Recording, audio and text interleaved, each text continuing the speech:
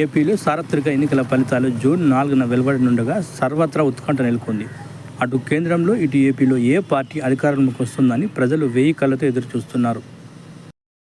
ఏ పార్టీకి ఎన్ని సీట్లు వస్తాయి, ఓటర్ల తీర్పు ఎలా ఉంటుందనేది ఆసక్తిగా మారింది. ఎన్నికల బరిలో నిలిచిన పలువురు అభ్యర్థుల్లో బెదురు మొదలైంది.